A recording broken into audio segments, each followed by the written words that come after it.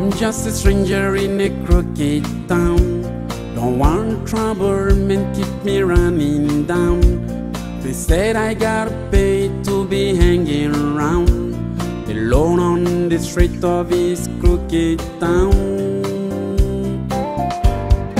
Mama, please tell me where is the lost soul go? I'm a peaceful man, then I'm only looking for hope that was taken from me and crushed into the ground.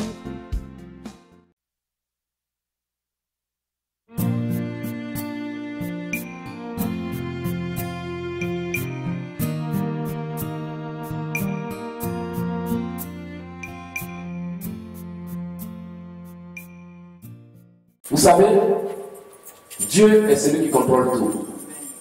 Et quand nous l'invoquons, nous devons savoir que ses oreilles sont en tout lieu, ses yeux sont en tout lieu. Et la Bible déclare que Dieu regarde sur la terre pour voir ceux dont le cœur est entier en lui. Voilà. Pose-toi la question ce matin. Est-ce que ton cœur est entier à Dieu? Y a-t-il quelque chose encore dans ton cœur que tu dois libérer? Y a-t-il encore une colère qui doit partir? Y a-t-il encore un défaut que tu dois abandonner? Y a-t-il encore une certaine façon de parler, de répondre que tu dois laisser tomber? La Bible déclare que quand ton cœur est entier à lui, à Dieu, il te soutient. Amen. Est-ce qu'on peut prendre le livre de Psaume 51, s'il vous plaît? Prenons la Bible dans le livre de Psaume 51. Pourquoi nous allons lire la Bible? Le thème d'aujourd'hui, c'est réveiller l'onction. Réveiller l'onction. Il est très important que les enfants de Dieu soient dans toutes leurs conditions. Réveiller l'onction, c'est important pour toi, pour être connecté au ciel. Amen. Sans onction, il n'y a pas de connexion. Sans onction, il n'y a pas d'inspiration. Sans onction, il n'y a pas de manifestation possible des miracles. Pourquoi? L'onction, c'est la présence de l'esprit. Pourquoi est-ce que j'ai envie de reprêcher ce message? Parce que ce message est important pour tous ceux qui veulent une manifestation rapide. Prends le livre des Psaumes 51.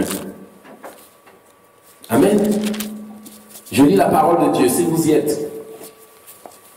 Lorsque Nathan le prophète vint à lui après que David fut allé vers Bathsheba, ô Dieu, aie pitié de moi dans ta bonté, selon ta grande miséricorde, efface mes transgressions.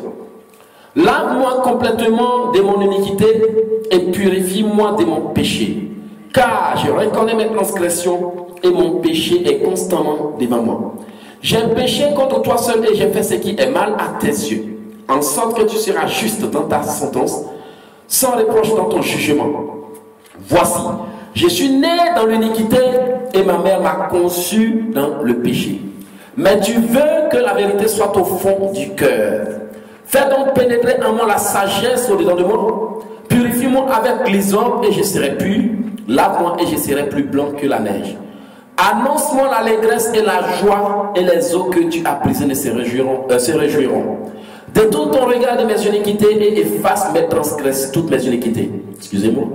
Oh Dieu, crée en moi un cœur pur, renouvelle en moi un esprit bien disposé, ne me rejette pas loin de ta face, ne me retire pas ton esprit saint, rends-moi la joie de ton salut et qu'un esprit de bonne volonté me soutienne. On va s'arrêter là. Amen. Vous avez vu? David même sait que Dieu est avec des gens qui ont un cœur disposé pour lui. La vraie raison pour laquelle nous allons devant Dieu et que nous demandons et que le ciel ne répond pas, c'est que nous demandons mais nous ne sommes pas trop engagés.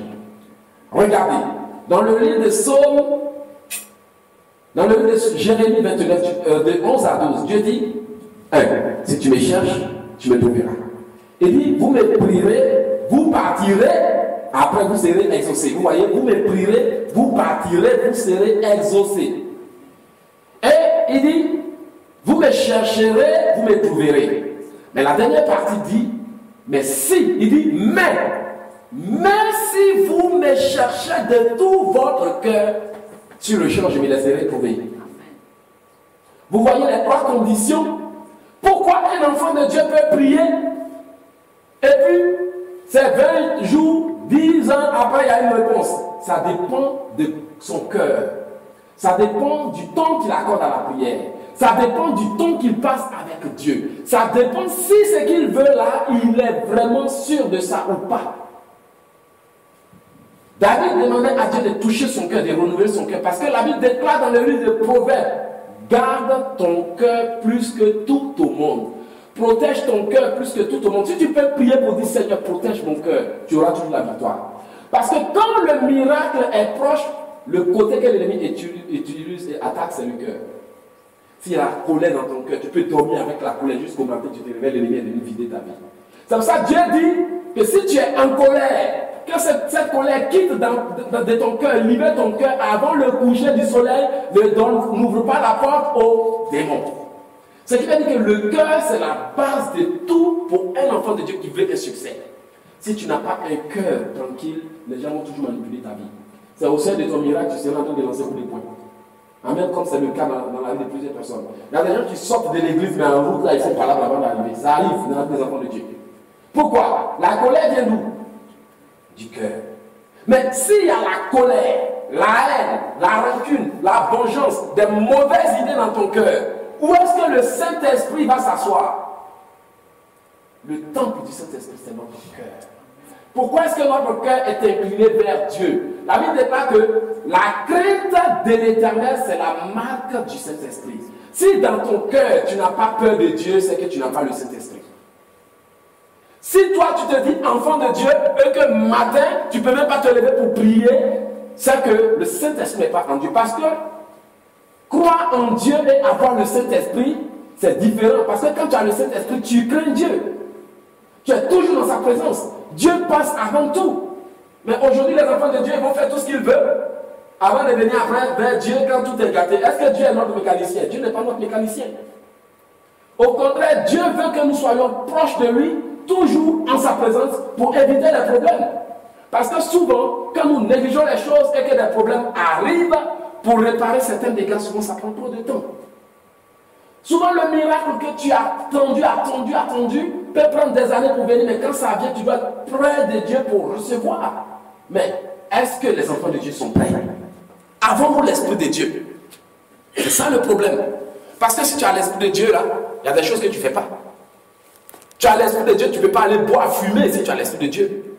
Quand tu as l'Esprit de Dieu, tu marches avec des gens qui ont l'Esprit de Dieu. Amen. Parce que tu ne peux pas avoir l'Esprit de Dieu et marcher avec des impudiques et boire, fumer. Quel Saint-Esprit qui est en toi et puis qui te dit qu'il faut fumer, il faut boire, il faut marcher avec des gens qui font n'importe quoi? Non. Le Saint-Esprit en toi te fait fuir le péché. Amen.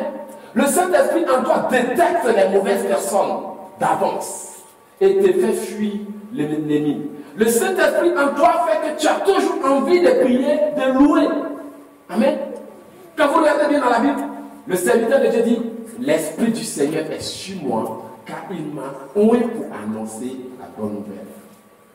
Quand l'Esprit de Dieu est en toi, les paroles qui sortent de ta bouche le confirment.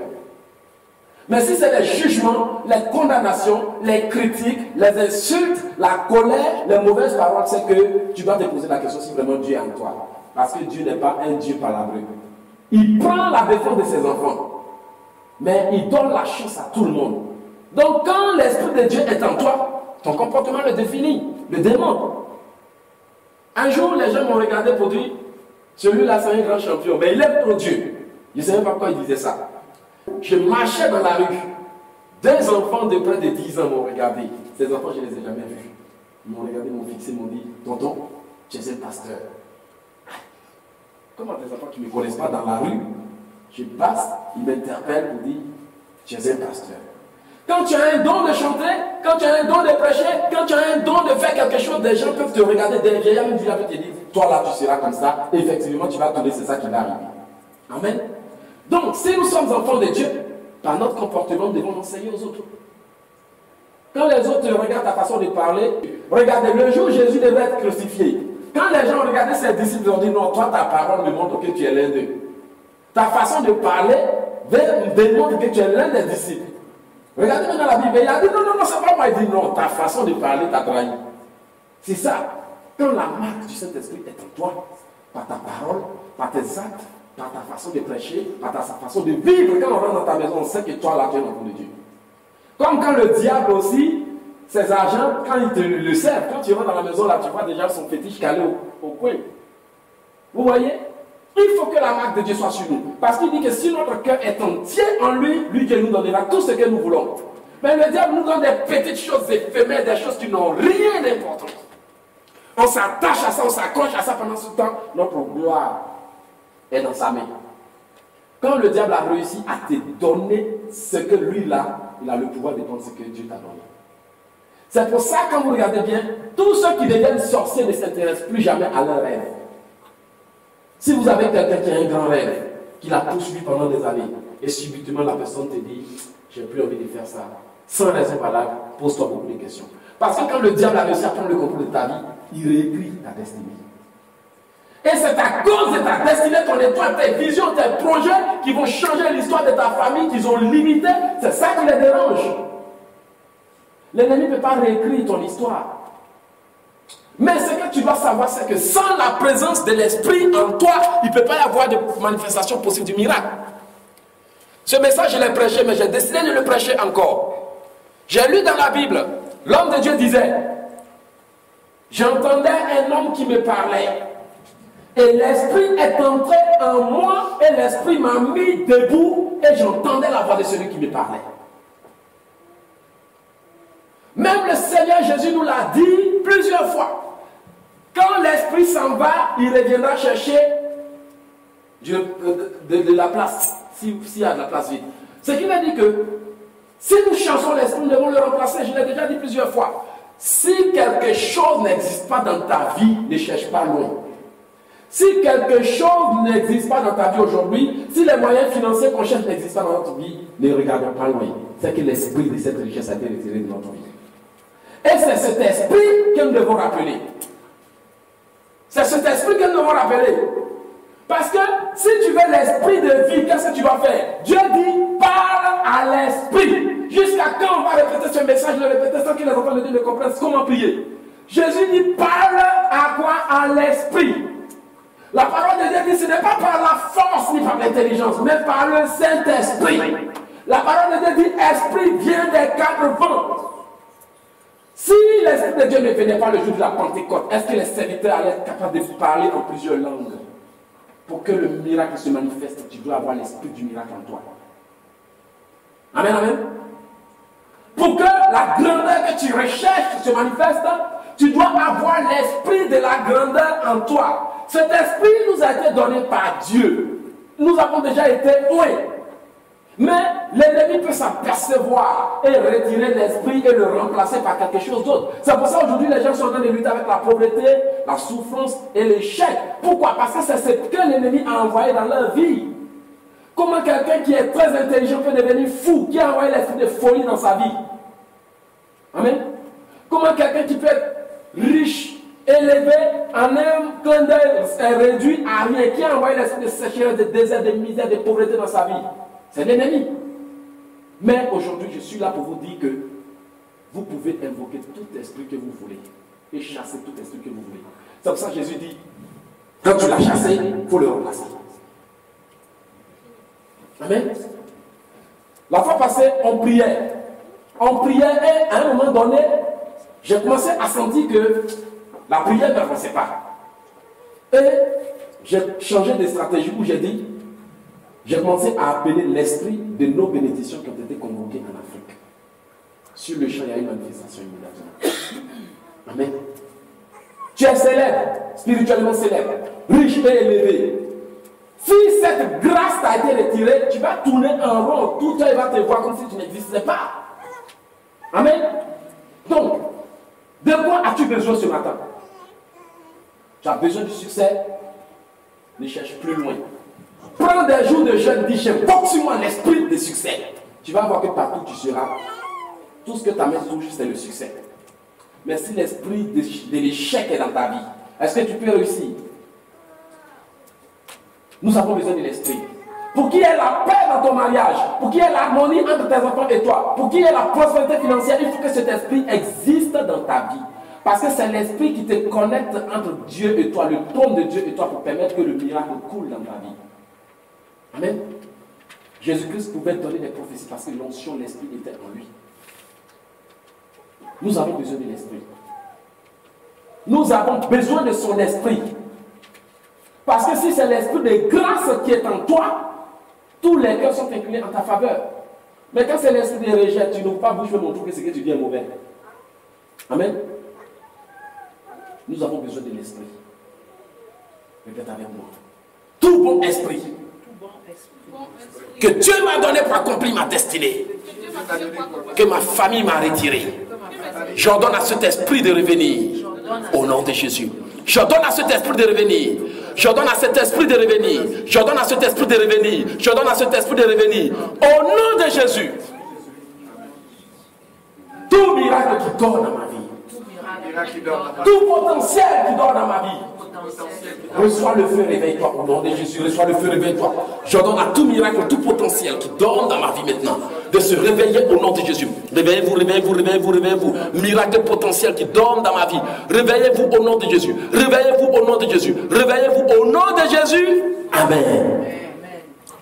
Quand vous regardez dans le livre d'Éphésiens 4, verset 30, la Bible déclare: n'attristez pas le Saint-Esprit. Alléluia. N'attristez pas le Saint-Esprit. Ce qui veut dire qu'il y a certains actes qu'on peut poser qui peuvent empêcher totalement la manifestation du Saint-Esprit. Le manque de travailler sur votre potentiel étouffe l'esprit que Dieu a mis en vous. Amen.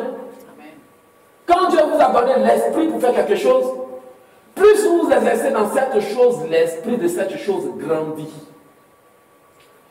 Tout comme que l'ennemi vous donne l'esprit de paresse, de négligence, plus vous devenez négligent, plus la négligence devient plus grande dans votre vie. Vous savez ça? Prenons l'exemple d'un docteur qui a reçu l'esprit pour soigner. Si ce docteur fait beaucoup de recherches, plus il fait des recherches, plus l'esprit en lui grandit, il a plus de connaissances. Amen. Mais par contre, celui qui dort avec son talent, plus que l'ennemi lui a donné l'esprit de sommeil, de paresse, plus il dort, plus il devient le spécialiste en paresse. Donc, nous pouvons devenir les meilleurs dans tous les domaines de notre vie, si seulement nous pouvons décider de nourrir l'esprit que Dieu a mis en nous. Il y a un proverbe indien qui dit: il y a deux loups qui sont sur mes épaules, l'un me donne des mauvais conseils et l'autre me dit de faire du bien. Lequel des deux est le plus grand? Quand le jeune homme a posé la question au vieillard, le vieillard lui a dit: c'est celui que tu nourris tous les jours. Est-ce que vous entendez? Deux esprits. L'esprit de travail et de succès, l'esprit de paresse et de retard sont sur tes épaules. Lequel sera le plus grand? Celui que tu nourris tous les jours. Si tu décides de devenir paresseux, tu récolteras le fruit de la paresse. Mais si tu décides de nourrir le succès en t'exerçant, en faisant des recherches, en travaillant, en bossant dur, c'est l'esprit de succès qui grandira dans ta vie. C'est pour ça, le vieillard a dit: il y a deux loups. Un noir qui te dit fais les mauvaises choses, un blanc qui te dit fais des bonnes choses. Lequel des deux sera le plus grand des mains? C'est celui que tu nourris. Amen. Tu as un talent, tu as un potentiel, tu as une connaissance, tu as un but dans la vie.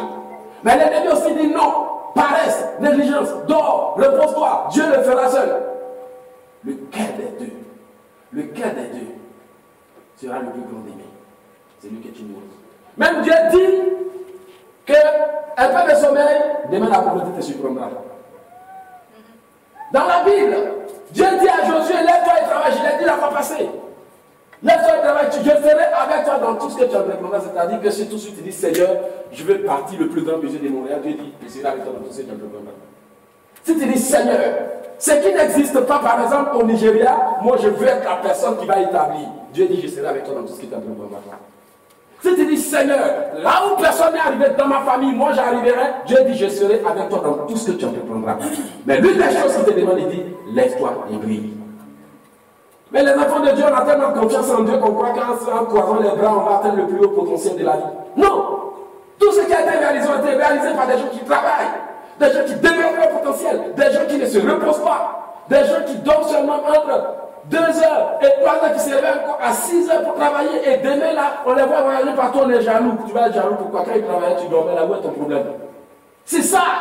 On peut changer notre histoire si seulement nous pouvons changer notre façon de voir, la façon dont nous gérons notre vie. Tu ne peux pas dormir pendant que tu es en retard. Tu ne peux pas dormir pendant que l'argent avance. Tu ne peux pas dormir pendant que tu as besoin de moyens pour réaliser tes projets. Personne ne veut te les donner. Non! Tu as besoin de vivre heureux. Et pour vivre heureux, il faut accomplir tout ce que Dieu t'a envoyé si tu n'as pas accompli. Et le reste de tes jours, ça sera le repos, les vacances, pour aller aider les autres. Tu ne peux pas attendre de vieillir et rentrer encore dans la souffrance. Pourquoi? Pourquoi? Arrêtons d'accuser Dieu. Arrêtons de faire de Dieu un menteur. Dieu dit, plus tu travailles dans ce que je t'ai donné, je serai avec toi. Si tu négliges tes projets que Dieu n'est pas dedans, n'accuse pas les sorciers. Le sorcier te combat, d'accord, mais il n'a pas dit que le choix lui appartient. Le sorcier te combat. Mais la Bible n'est pas que le bien et le mal sont au pouvoir de la langue. Ceux qui les aiment. C'est-à-dire que même quand le diable vient te proposer le mal, tu as le choix. Amen. Aujourd'hui, tu es dans une situation. Tu peux te plaindre comme tu veux, mais c'est toi qui as choisi cette situation. Amen. Tu es dans une situation. Tu peux te plaindre comme tu veux. Le sorcier n'est pas venu devant toi pour dire, hé, toi là, je ne veux pas que tu ailles à l'école. Non. Lui, il n'a pas fait ses incantations. Tu sais qu'il t'attaque, mais tu as le pouvoir de choisir entre aller à l'école ou rester, entre travailler sur ton potentiel ou rester, entre te réveiller ou t'asseoir. Parce que dans la vie, il y a ceux qui se réveillent chaque matin et qui vont pour réaliser leurs rêves, et il y a aussi ceux qui se réveillent chaque matin et qui se recouchent pour continuer à rêver. Donc, tu as le pouvoir de choisir où tu vas être dans la vie. Amen. Non.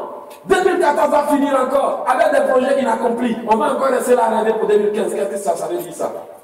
Jusqu'à quand on ne va pas être fatigué de cette situation? Non. Vous croyez que Dieu est sourd? Dieu n'est pas sourd. Dieu n'est pas sourd, il ne se répand pas de ses déclarations. Si nous voyons que la Bible ne s'accomplit pas dans notre vie, c'est que c'est nous qui n'accomplissons pas la volonté de Dieu. Nous mettons la paresse, la négligence. Quand il s'agit d'autres choses, comme je l'ai dit la fois passée, sur une telle négligence, boire, fumer, on a le temps pour ça. Quand on va devant Dieu 5 minutes après, on dit, oh Seigneur, bénis-moi. Tu ne fais pas sa volonté, il va te bénir comment? Avec Dieu, ce n'est pas la magie.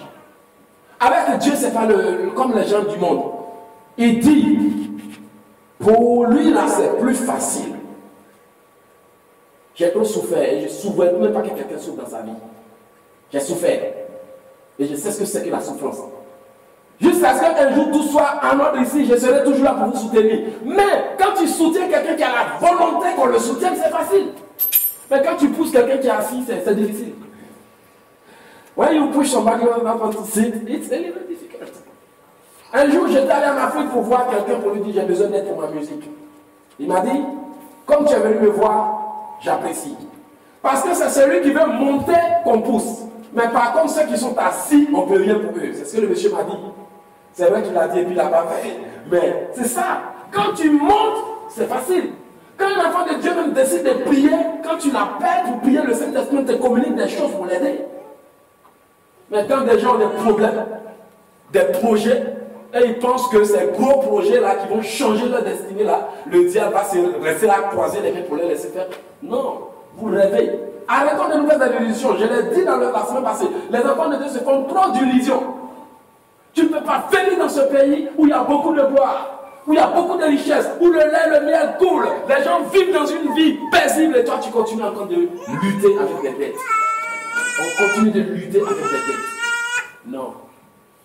Je dis non. Pourquoi? Parce que ce n'est pas notre vie, ça. La vie de souffrance, de dettes, de misère, de pauvreté, d'échec. Ça, c'est la vie de ceux qui ne connaissent pas Dieu. Nous qui connaissons Dieu, nous devons être des gens exemplaires. Des gens à qui on apporte des choses sans qu'ils demandent. Et des gens à qui les portes sont ouvertes avant qu'ils aillent quelque part. Parce que Dieu dit, avant que tu me vois, je t'exaucerai. Avant que tu aies fini de parler, je répondrai. Mais il y a un problème. Si tu peux crier à un Dieu qui t'a fait cette promesse et qui ne te répond pas, là, c'est qu'il y a un problème. Amen.